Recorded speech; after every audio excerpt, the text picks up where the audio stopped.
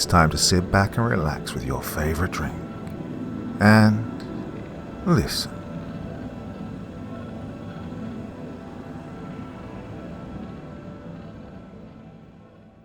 I was hired at a remote burger joint in rural Texas by Augustus Cordoba. Part 1. I didn't even know this Whataburger was here until I applied. It's buried behind some dead-end highway turnoff. It wasn't on GPS, not on any map I checked. I only found it because some wrinkled, half-faded flyer was stapled to the corkboard outside the laundromat I use. Red marker, shaky handwriting.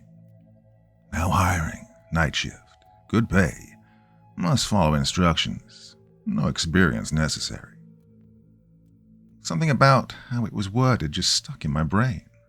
The money was solid, it was between gigs. I've always preferred the dark hours anyway. It just felt right. Should have known better. That gut feeling, I've always ignored it. First night pulling into the lot, the place looked too normal.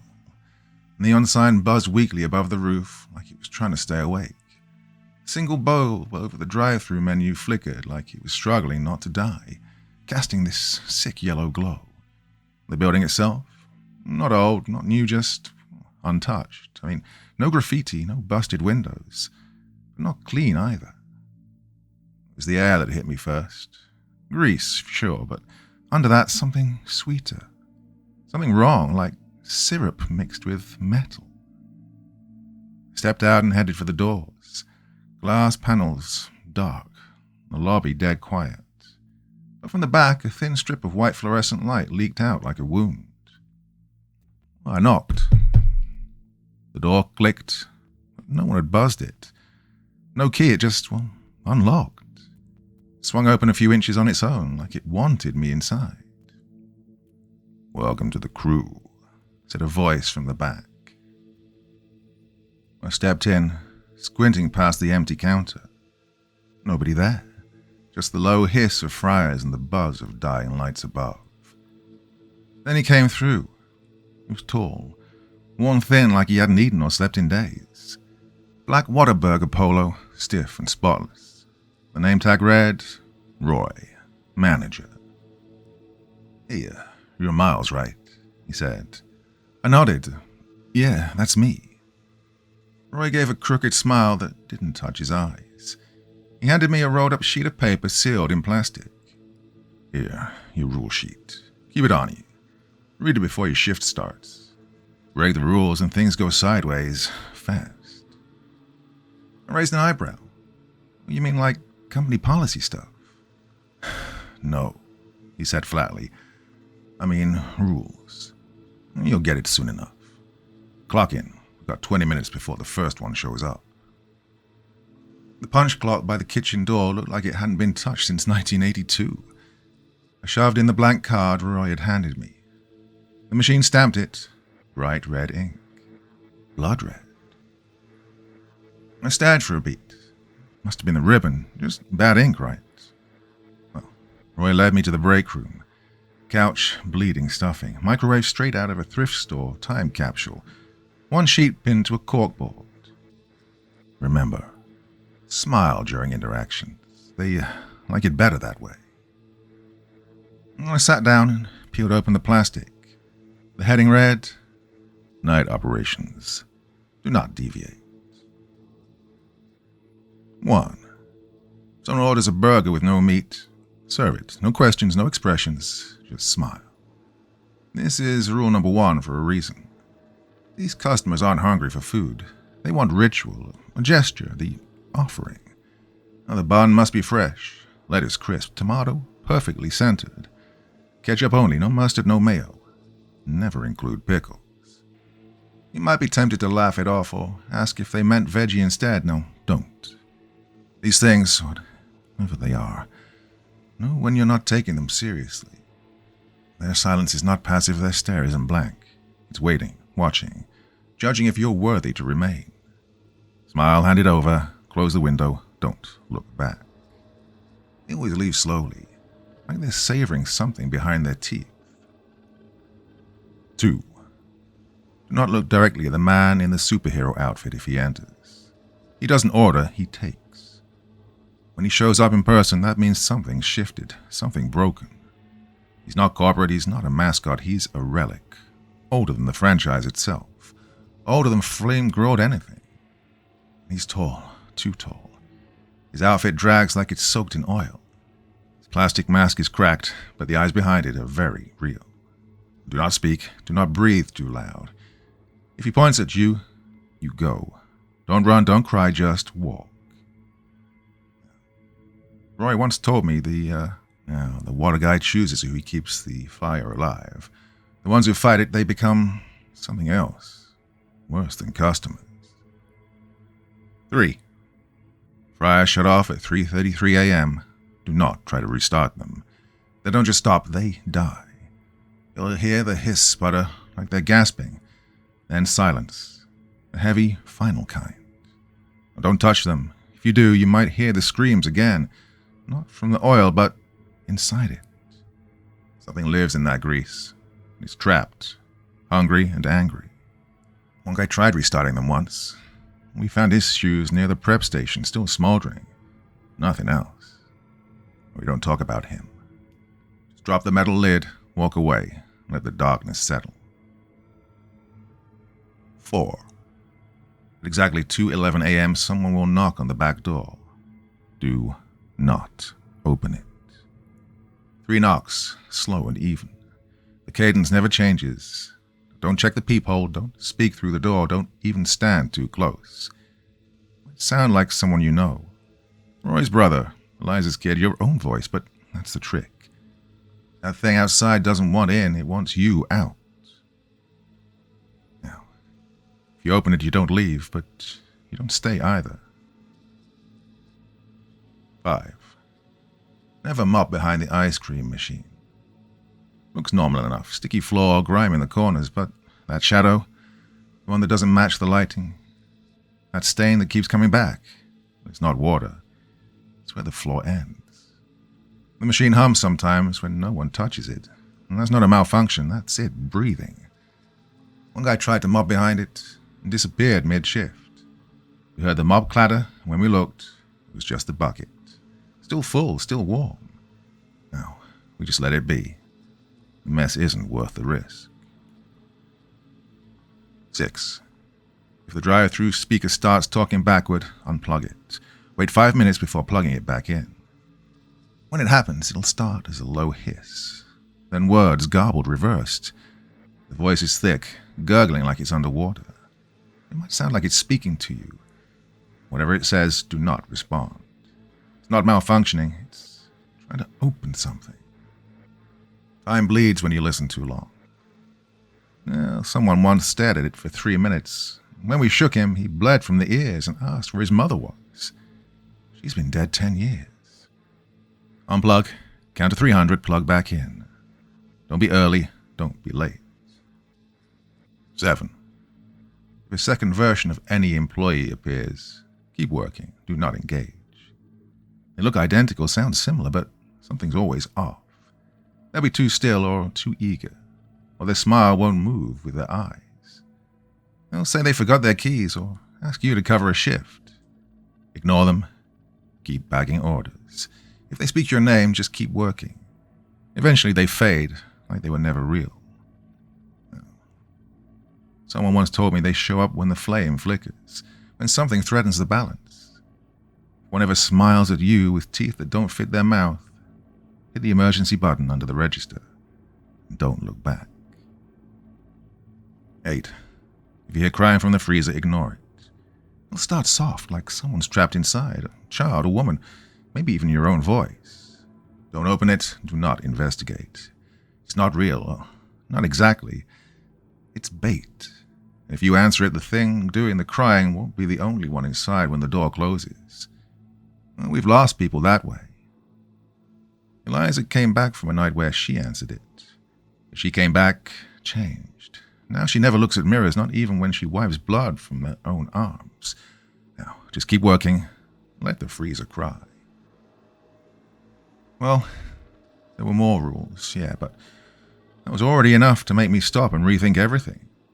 I looked up at Roy. He was sipping his coffee like it was just another dead-end Tuesday. Yeah, is this some kind of hazing thing? I asked.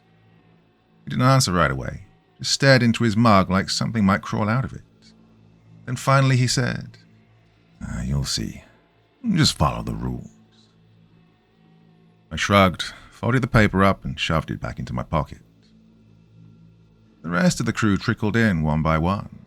Devon came first, probably around my age, earbuds in, eyes locked anywhere but on people. Then Eliza, late 30s maybe, sleep-deprived, ink all over her arms, the colors long faded though. Neither said a word. Devon gave a silent nod. Eliza lit a cigarette right there by the back sink, totally ignoring the no smoking sign nailed to the wall. By 11, the place was humming. The drive-through menu glowed like a ghost's grin. Grills warming up, fryers spitting grease. Roy moved through his checklist without saying a word. Eliza was stacking buns like she'd done it 1,000 times, probably had. Devon leaned against the milkshake machine, eyes on his phone, scrolling. "First customer usually rolls in at 11:17, Roy muttered. "Every night, you'll see." And he was right. 11:17 on the dot. Headlights sliced through the lot. A beat-up grey sedan coasted up the drive-through window. I moved to take the order, but Roy stopped me. Not yet," he said. "First night you observe. Watch how we work. Watch the rules." I nodded and backed off. When the voice came through the speaker, it was low and raspy, not quite a whisper, too clear to be static, too wrong to be human. Devon didn't flinch, just repeated the order back like it was routine.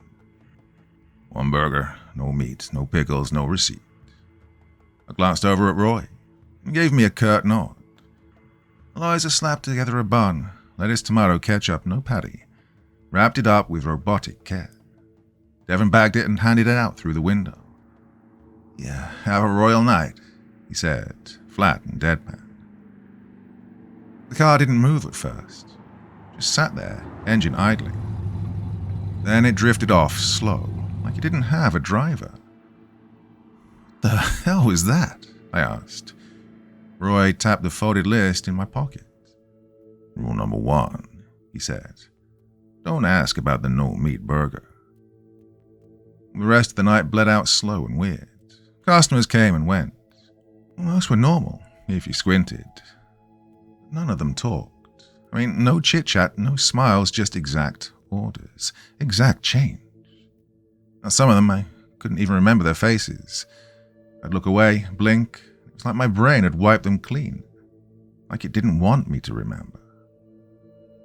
Around 1:45, the fries started acting up, hissing, popping, stopping, starting again. Eliza looked at the clock.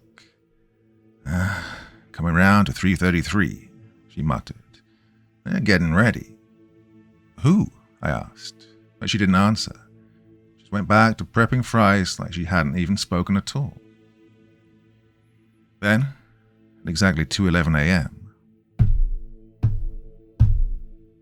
sharp, even, and measured, at the back door. I turned automatically. "Don't!" Devon snapped. Didn't have to. Roy was already there, arms out like a goalie guarding the net. "Rule 4, he said, quietly but firm.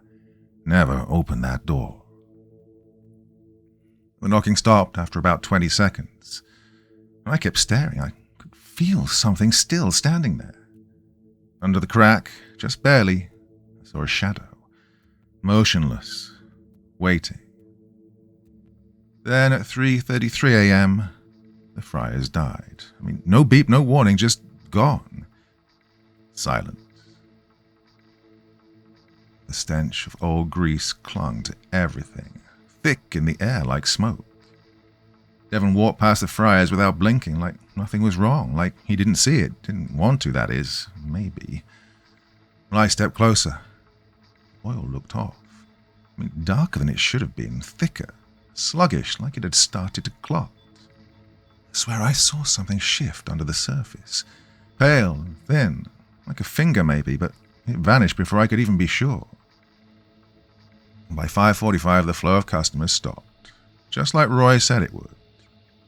Yep, always ends 15 minutes before sunrise, he muttered, handing me a paper time card. I punched out. That red ink again, bright as blood. Hey, you did good, Roy said. You followed the rules. I looked at him. What if I don't? His eyes darkened at that, just a shade. Ever wonder why the last guy never came back to collect his final paycheck? Well, I didn't say another word. I just grabbed my keys, got in my car, and peeled out. Part 2. The sky was turning pale by then. Sun was just beginning to break. In the rearview mirror, I thought I saw someone standing on the roof of the restaurant, watching me and waving. They were wearing a superhero's outfit. I didn't wave back. Didn't want to go back. Yeah, all day I told myself it was just a weird first shift. Night people are always strange. Maybe that place just pulled in the extra broken ones. Maybe the stuff I saw, the finger, the knocking, the blood red stamp, it was just my brain frying from sleep deprivation. But when 10:30 p.m. hit, I was already dressed, keys in hand, halfway to my car before I could talk myself out of it. Some part of me was afraid not to go back. When I pulled into the lot, everything was the same. Neon buzzing overhead, empty parking spaces, drive-through sign blinking its sick yellow light. The whole place was wrapped in quiet, except for the soft hiss of wind through the overgrown bushes along the edge of the lot. Same exterior spotlights lit the building like a stage, and again, one bulb blinked in a slow, steady rhythm like a heartbeat. I stepped inside, and the smell hit me instantly. Burnt oil and cheap disinfectant. Eliza was already at the counter, wiping down surfaces with a rag soaked in something too strong. Devon was leaning against the ice cream machine, earbuds in, eyes somewhere far away. He gave me the same mute nod. Then Roy came out from the back office. He looked worse than before. His skin was pale and his eyes were sunken deeper. "Oh, glad you came back," he said, his voice low and flat. He handed me another time card, red stamp just like the first one. I punched in, and the machine thudded like it had its own lungs. Roy handed me a new paper. Not the rules this time, no, a schedule. "You're on fryer duty tonight," he said. "Just prep till 3:33. After that, don't touch 'em. You remember the rule." I nodded. Yep, I remembered. Then Devon passed me a headset. "Drive-through gets weird around 2:30, he said. "Don't engage. If they ask for you by name, ignore it." "That wasn't on the rule sheet," I said. "Oh, not everything is," Eliza cut in. Well, she had a fresh burn curling red and angry down her forearm.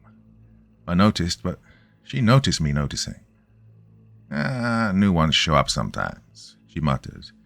"We think the rules evolve." And she didn't smile while saying this. It didn't look like she was joking either. By 11:17 p.m., the first car rolled in. Same beat-up grey sedan from the night before. Same voice, too, whispered, dry. Another burger, no meat. This time I was the one who bagged it. My hands weren't steady, shaking just enough to notice as I wrapped the sandwich. No one called me out on it. In fact, no one said a word. The car didn't pull away right away. It just sat there, engine humming, headlights dull. I could barely make out the driver. It was just a shape, a jawline carved out of shadow. And then, eventually, it drifted off into the dark. Well, more cars came, one after another. A young woman with eyes too wide, too still. A man in a mustard yellow suit straight out of 1976. A kid, couldn't have been older than 12, paid with a crisp 20, stared dead ahead the whole time, didn't blink once. The orders were normal enough. Burgers, fries, the occasional milkshake. But but no one asked for ketchup. No one wanted a receipt. Not once. Then at 1:05 a.m., the drive-through speaker screamed. Sharp burst of static that made me jump. Unit 2. The voice crackled through, glitchy, warped, distant like it was coming from underwater. Well, Devon tensed up at this. His eyes flicked to the drive-through screen. Nothing there. "Don't answer it," he whispered. "That's not for us." The speaker buzzed again. Unit 2 respond. Flame integrity at 48%. I reached for the cable. Should I unplug it? Eliza shook her head. Well, that's not reverse talk. It's just the maintenance feed. Well, maintenance from who? Not our job to ask. I swallowed it down and turned back to the fryer. By 2 a.m., I had a rhythm going. Drop, lift, salt, scoop, again and again. Muscle memory took over. And then I looked up. The wide-eyed woman was back at the window. Same car, same deadpan stare.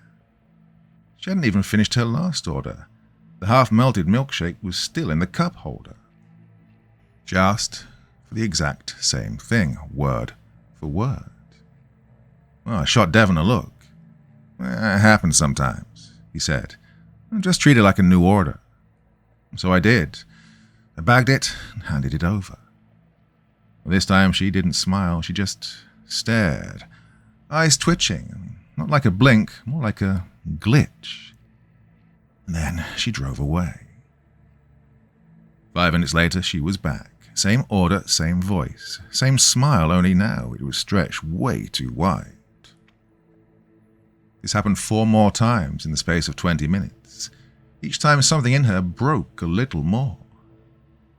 The final time her hands weren't even on the wheel, just resting in her lap, calm and still. Well, I almost said something. Almost. But the rule echoed in my skull. Don't engage. Then at 2:33 a.m. the speaker shifted. I was at the fryer when it let out a long, low whine. And then my voice, clear as daylight, calm and familiar.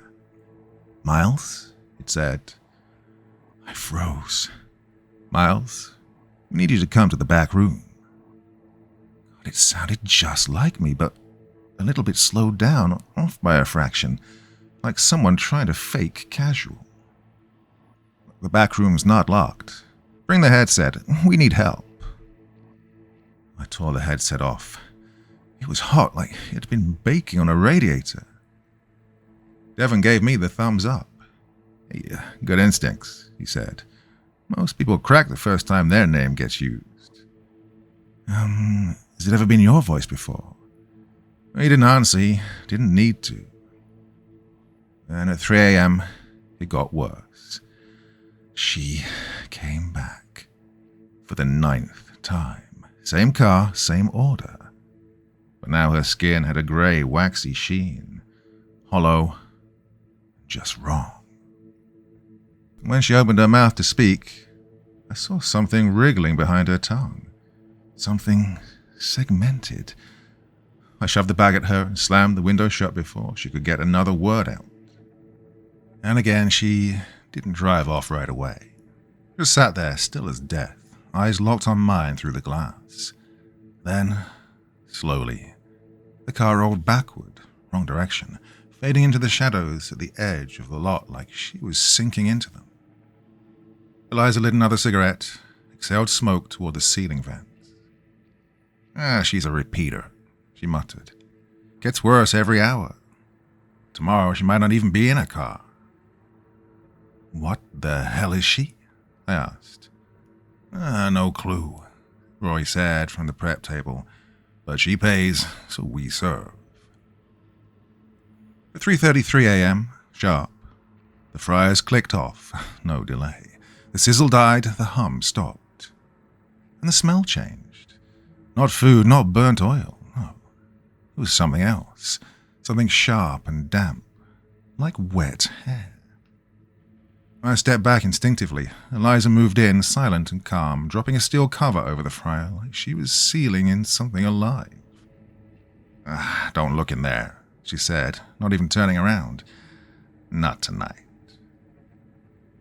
By 4 a.m., the freezer started to hum louder than usual. Beneath the noise, I could swear I heard breathing, shallow rasping, and a little too close. While the rest of the shift crawled by, thick with tension. The woman didn't come back. The fryer stayed cold and dead. No knocks at the back door. But every few minutes the lights flickered and the screen for the drive-through camera would snap to black and then blink back to life. Sometimes when it came back, it showed the lobby, even though the camera wasn't pointed that way. The last customer rolled in at 5:45 a.m. Little girl in a black hoodie. Couldn't see her face. She ordered 1 onion ring, and that was it. No drink, no combo, no words after that. Well, we gave it to her. She didn't pay. Roy didn't care, just waved her through.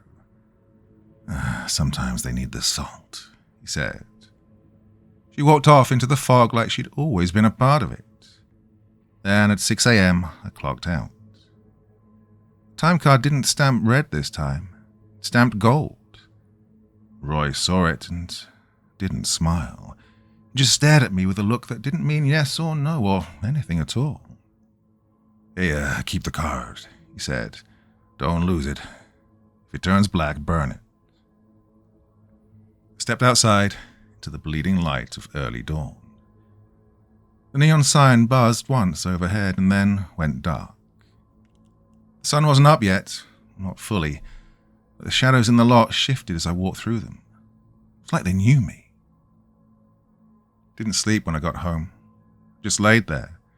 Eyes wide, heart punching through my ribs, head full of static and whispers and deep-frying nightmares. And I just knew, I'd be back.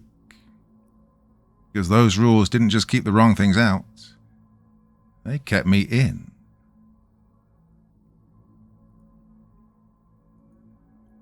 Part 3.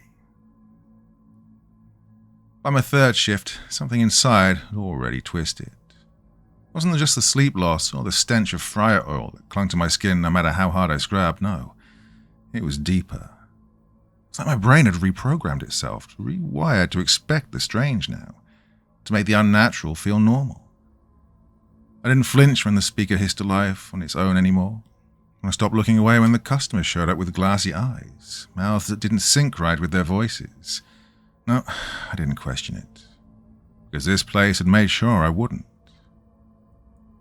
Starting to see it for what it really was now. This wasn't a restaurant, not really. It was a threshold, and somehow I'd become its new keeper. When I pulled into the lot just before 10:45 p.m., someone was already waiting. A man. He stood by the dumpsters, frozen in place. Face turned toward the building, but he didn't move, didn't shift his weight, didn't blink, no, he just watched. I kept my eyes down and kept walking. I'd learned not to acknowledge anything that existed outside the building. Inside, the lights buzzed slowly and softly, dull and tired. Eliza was at the prep counter, cleaning a knife that looked like it belonged in a slaughterhouse, not a burger joint. It was heavy and stained, way too old to be part of company inventory. Devon was already by the drive-thru, messing with his headset. He looked worse than usual. Eyes were bloodshot, his skin pale. Didn't say a word when I clocked in. Neither did Eliza. Roy stepped out of the back office carrying something strange. A VHS tape. Well, that alone set off alarm bells. I hadn't seen a VCR anywhere in the building. Break room TV, he said, answering the question before I asked it. Only plays tapes. You'll want to watch this one. Why? He handed it to me. The tape was blank except for a little sticker on the spine. A big letter W. Yeah, the waterman might visit tonight. I stared at him. What, you mean corporate?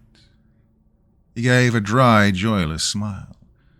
No, not that kind of waterman. I carried the tape into the break room.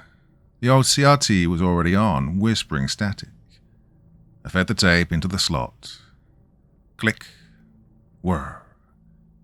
The static shifted, and a commercial started. Grainy, low-res, soaked in oversaturated 1980s color. A too-happy family, plastic grins, burgers that looked just wrong. The lettuce was grey, the meat leaked something pale and slick.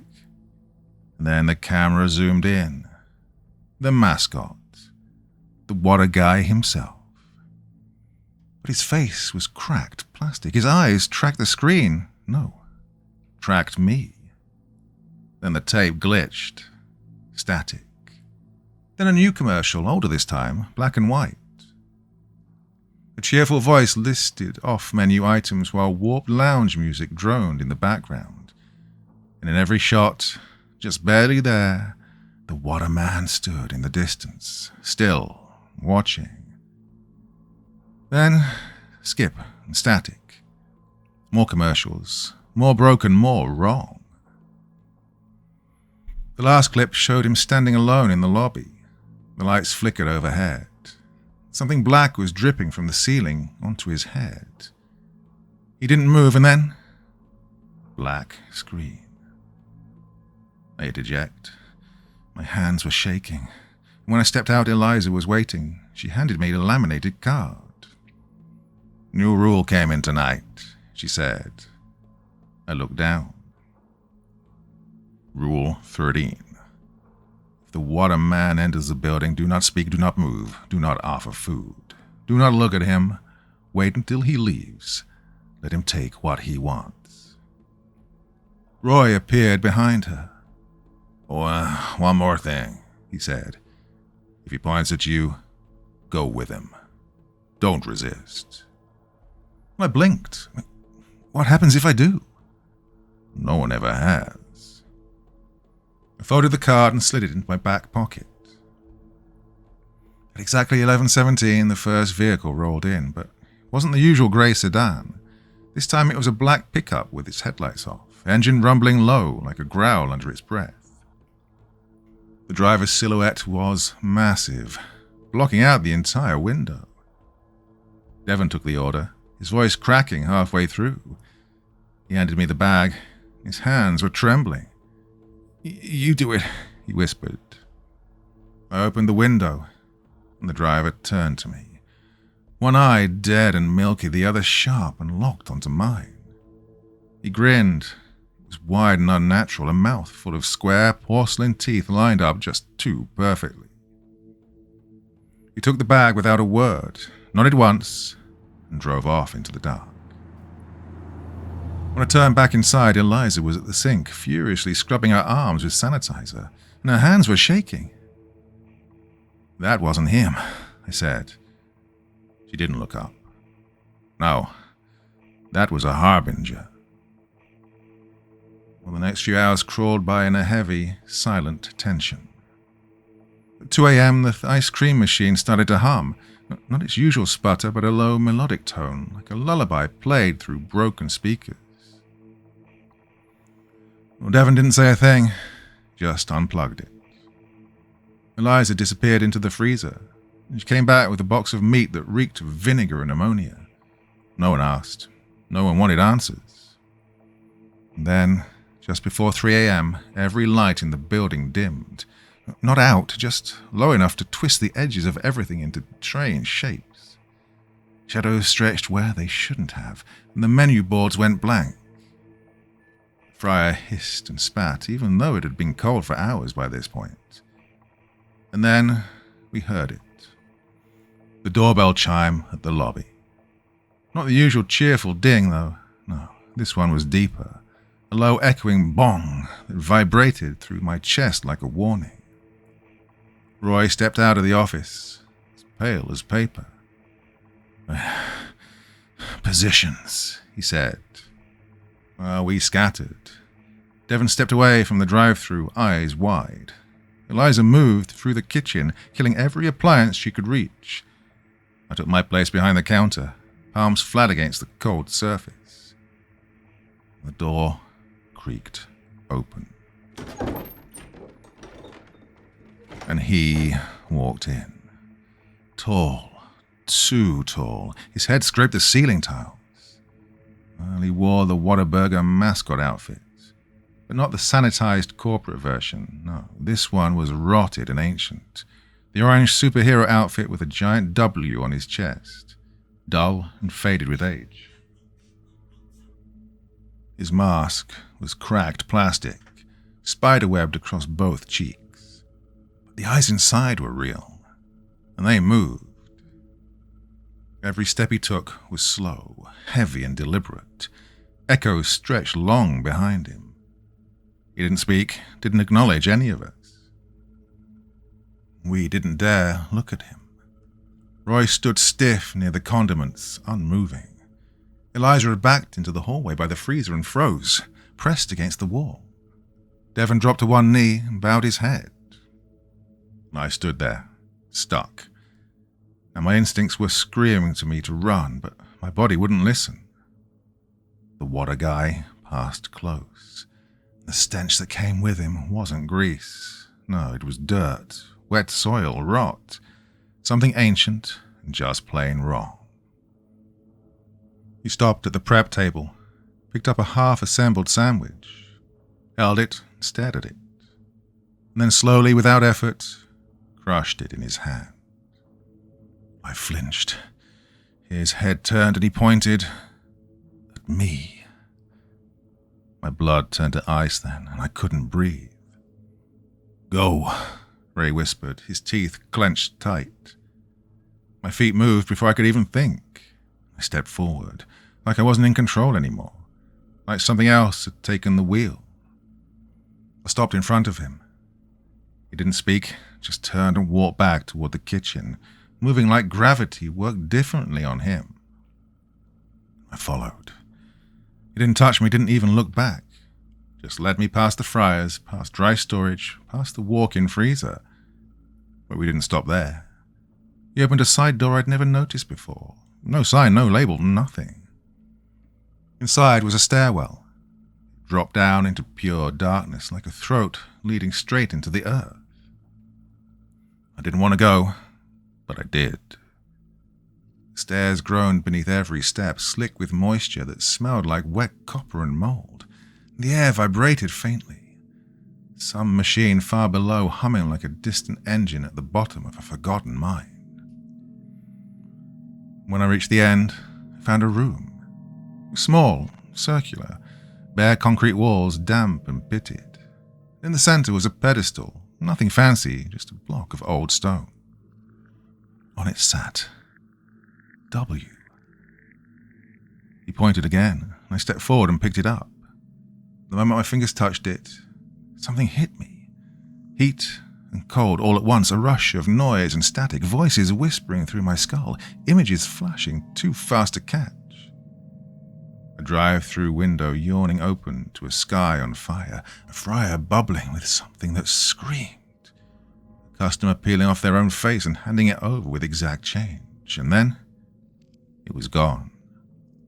He turned, walked back up the stairs, left me standing alone in the concrete tomb, big W still in hand. Don't know how long I stood there, but eventually I climbed back up. The restaurant was dead quiet. Devon was gone. Eliza was scrubbing the floor in silence, head down, hands red. Roy was at the register, tapping keys on a dead system. Nobody asked what happened. At 6:01 a.m. I clocked out, and this time the card didn't stamp red or gold. It was blank, completely empty. When I got home, the giant W was still in my jacket pocket. When I looked in the mirror, his eyes stared back. Not mine, his. Watching, waiting. Just like he said they would. By my fourth shift, I dropped all pretense. No more lying to myself, no more rationalizing. This wasn't a corporate prank. This wasn't an ARG or hazing ritual or some stress test dreamed up by a bored middle manager. No, this place was wrong. It didn't belong here, and neither did I, but I was here. I'd become part of it. When I pulled into the lot at 10:48 p.m. that night, the overhead lights were already off. The only light came from the drive-through menu board, flickering faintly like an old film reel. The building pulsed with sound, deep, constant, like something alive was dreaming inside it. I stepped in. Roy was waiting. God, he looked like hell, eyes sunken, skin yellowed like nicotine paper, hands shaking as he handed me a new rule card. Rule number 14. If a customer says they've been here before and you don't remember them, smile, apologize, then give them whatever they ask for. We're expecting a rush tonight, Roy muttered. At this hour? I asked. He shook his head. Not that kind of rush. Eliza arrived next. Her apron was stained and the hem was torn and dragging.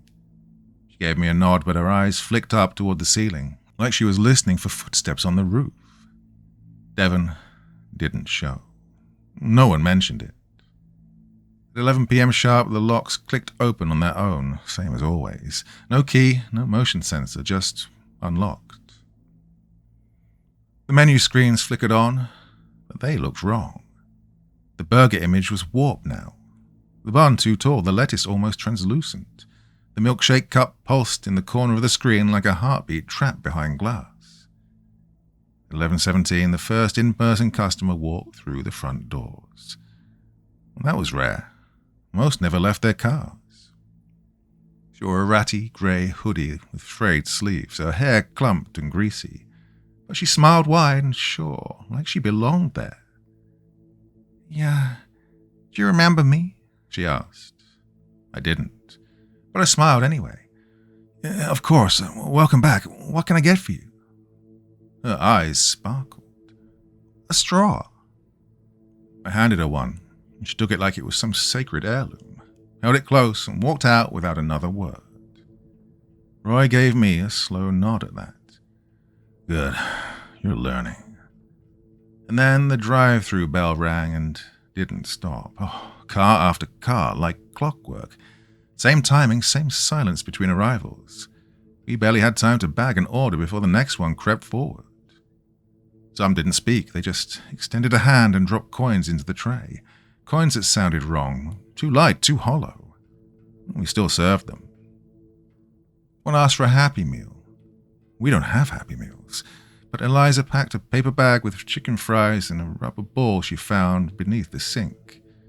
The customer accepted it and drove away. At 1 a.m. I spotted someone by the dumpster. Not the figure from before, no. This one moved. A man in a neon yellow safety vest, waving frantically. His hands were shaking, and his mouth, well, he was mouthing something I couldn't hear. I reached for the back door, and Eliza grabbed my wrist. Don't, she hissed. He needs help, but that's not what he's here for. I watched him through the peephole. He kept mouthing the same words over and over, and then he froze, like a tape paused, and he vanished. 2:11 a.m., the knocking came. 3 knocks. Always 3, always slow. Roy stood in front of the door, and his eyes were glassy. He was my brother, he whispered, before this place took him, before he started knocking. No one replied, and we never brought it up again. And the rush began at 2:45 a.m. We started with a bus. A full-size yellow school bus pulled into the lot, windows blacked out. The tires hissed across the asphalt like something breathing through its teeth. And it parked silently. No headlights, no engine hum. The doors folded open with a wheeze. One by one, they filed inside. Not kids, adults. Grey uniforms, blank faces. Eyes faintly glowing red. Each one held the exact change, and each ordered the same thing. Double burger, no onions. We served them in silence. And then came the ambulances, 3 of them back to back. No sirens, drivers hidden behind surgical masks. They ordered burgers and milkshakes. One of them left behind a bag. It was marked Biohazard. Roy took the biohazard bag into the back without a word. Didn't look inside, and we didn't ask. The next vehicle that rolled up didn't have tires. It just floated, no joke, hovering a few inches above the asphalt, humming like low, broken power line. The driver wore mirrored sunglasses, even though it was pitch black outside. When we pulled up to the window, I caught my reflection in his lenses. I was smiling, but I wasn't actually smiling. Gave him a single fry, shut the window, didn't say a word. Then, at exactly 3:33 a.m., the fries let out a final hiss and died. But the rush didn't, no. Cars kept coming. A line stretched from the lot out into the road and beyond. I watched the screen loop the same footage. Same car, same driver, on repeat. Every third vehicle, the pattern reset. But the customers got worse. Less human. One was stripped of skin, just raw red muscle and tendons, gleaming under the lights. He ordered a Coke. Another was a bundle of vines under a hoodie, twitching like it was breathing. One wore a rubber pig mask, and the snorting sound from its snout was real. Roy just kept nodding. "Keep serving. Don't stop." "It's not about the food," I muttered. "No, it's about balance," he said. Well, I didn't ask what that meant. At 4 a.m., I lost time. 1 second I was handing out a drink. The next 25 minutes were gone. My shirt was soaked through, my fingers burned and red like they'd been held against a hot grill.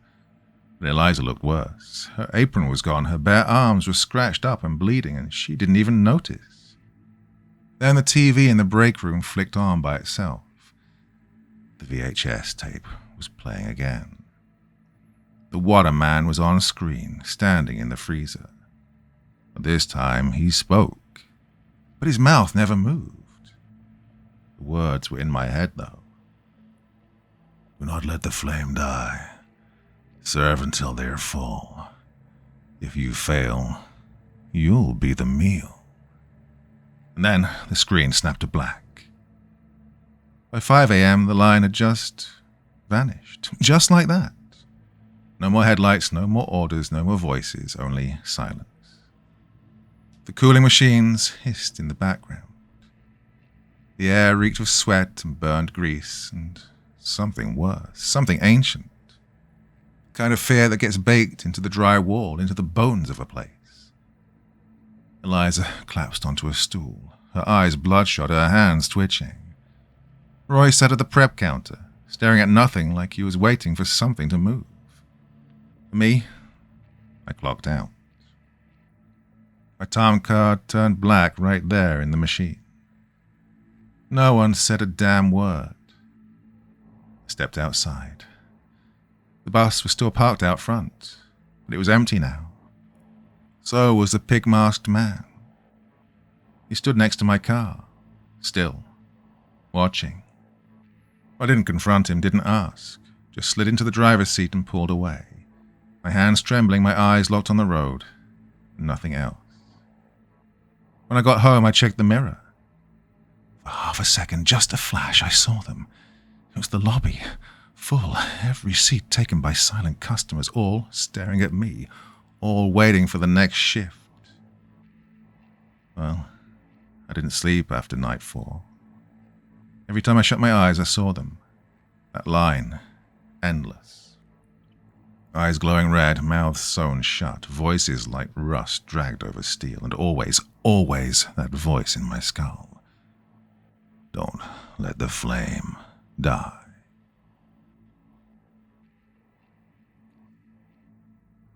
Part 4.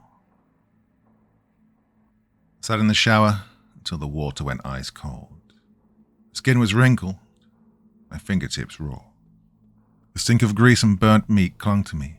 It just wouldn't scrub off, wouldn't fade. Something inside me had shifted. Something inside that place had noticed. The black time card lay on the nightstand. Picked it up. Turned to ash in my hand. At exactly 9 p.m, someone knocked on my apartment door. No peephole, no voice. Just 3 slow, deliberate knocks. Well, I didn't open it. Then at 9:01, an envelope slid under the door. Inside a new time card, white this time. Scrawled in red marker across the top, one word. Manager. I stared at it for a long time, and my gut twisted. My hand shook. But I didn't burn it, didn't tear it, didn't throw it away. I just set it on the counter and waited for the sun to vanish. By 10:40, I was behind the wheel again. Not out of choice, because something pulls you back. Like gravity, like a curse. The Whataburger rose ahead, half swallowed in shadow. Its windows reflected nothing. No stars, no streetlights, no sky, just black. The kind of black that breathed. I stepped inside again. The lights flickered harder than usual, buzzed like hornets in the walls. No Roy, no Eliza. The place was vacant, but it wasn't empty. Then I heard the crying. Not the muffled freezer sobbing from earlier nights, no. This was different. Closer. Raw. Human. I followed the sound down the rear hallway, past the mop closet, to a door I'd never seen open before. Maintenance. It stood ajar. Inside there were stairs leading down. The same stairwell the waterman had taken me through before. But now there were no torches, no flickering red glow, just dark and heavy, and the sound of someone breaking. I descended. Well, each step got harder, like the air itself was thickening, and my legs ached and my chest burned. But I couldn't stop. At the bottom, the same circular room, same bare concrete, same pedestal in the center, but no W. Just Roy on his knees, hands over his face, shoulders shaking. He looked up when I entered. His eyes were leaking blood. I tried to stop it, he rasped. Tried to rewrite the rules. He coughed. It was wet and broken. But they're older than us. Older than time. I stepped closer. The air reeked. Burned meat and ozone, sharp and electric like the aftermath of a lightning strike. What are they? I asked. Hunger, he said. Given form, given laws. The rules were the only way to trap them, or maybe keep them out. Doesn't matter anymore. He reached into his coat and pulled out a key. It was bone white and carved, not shaped by any machine. You're the manager now, he whispered, pressing it into my palm. Don't let the flame die. Then he turned, climbed the stairs, and vanished. I never saw him again. When I walked back into the kitchen, the lights were bleeding red. Every screen, every menu board flashing one message in perfect sync. Feed them. Then the drive-through bell rang. This time the voice on the speaker wasn't glitched. It was mine. Order for Miles. One last shift. I turned to the register. The screen was dark, but I could hear the receipt printer spitting out paper, fast and relentless. A roll of names, thousands of them unfurling like a tongue, too many to read. Then Eliza appeared at my side, but she looked different. Her skin was darker, veiny. Eyes were bottomless black. Well, you made it, she said. What happened to you? I asked. She gave me a tired, yet knowing smile. The flame takes something from all of us, some more than others. Can I leave? The smile faded then. You're the manager now. You don't leave, you serve. and a station wagon pulled into the lane. Inside a family, mom, dad, 2 kids. Well, their mouths moved, but no sound came out. I took the order. My hands moved without asking me. I bagged the food, handed it out, and smiled. Then another car, another transaction. Time was unraveling, twisting in on itself. I couldn't track the hours. The food never ran out, though, and the oil stayed hot. The drinks flowed like blood from a wound. I didn't get tired, didn't blink. Eventually, I saw myself at the window. It wasn't a reflection, no, something else. Another me, gaunt, pale. He watched me, always watched, never blinked. 5:45 a.m., the line ended, and silence returned. The W appeared on the counter, just sitting there. I didn't want to touch it, but I did. I placed it on my own chest. And the room changed. The walls pulsed, flesh instead of plaster. Tiles curled like dry leaves. The fryer belched smoke shaped like screaming mouths. The freezer door swung wide, and red fog slithered out, thick and slow, spreading like rot. The voices came then. Manager accepted. Flames stoked. Balance maintained. Then the sun rose and the fog evaporated. The building snapped back. Ordinary. Quiet. Sterile. Eliza was gone, and so was the W. It was just me and the list. A new rule sheet had been taped to the register. Different ink, fresh paper, and at the top my name. Miles. Shift leader protocol. 50 rules now. Some I recognized, most I didn't. One was circled in red. Rule 51. When the new hire arrives, smile. Shake their hand. Tell them it's just fast food. I stepped outside. The air smelled clean. The sun was warm. But the shadows behind the restaurant twisted wrong. Just too long, too slow. In the distance, a car pulled into the lot. Inside was someone new. Back stiff, eyes wide, clutching a paper flyer. And I smiled. Because I understood now. I wasn't working at Whataburger. I was part of it. And someone had to keep the flame alive.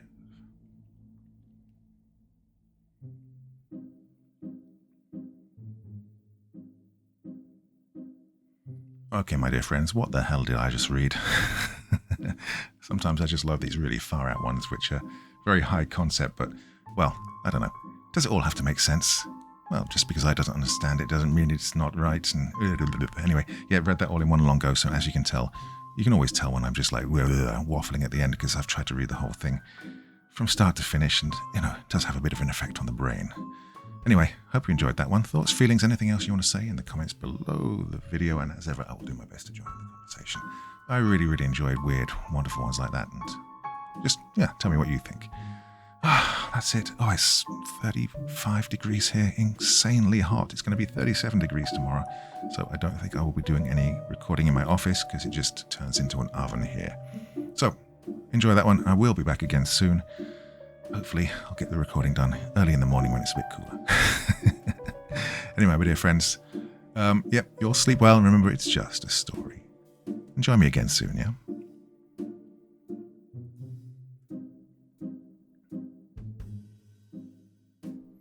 Thank you so much for taking the time to listen to this story today. Really means a lot to me, and to the author of the story, of course. Well, if you want to know more about me, I'm pretty much everywhere on social media. You can find me on Facebook, Twitter, Instagram. You can download my music on SoundCloud. I've got a Patreon if you feel like. Throw me $1 or $2. Very much appreciated. And of course, on Reddit, I have a place where you can leave stories if you want me to read one that you've written. Well, hoping to see you all again very soon. Till then, sweet dreams, and bye-bye.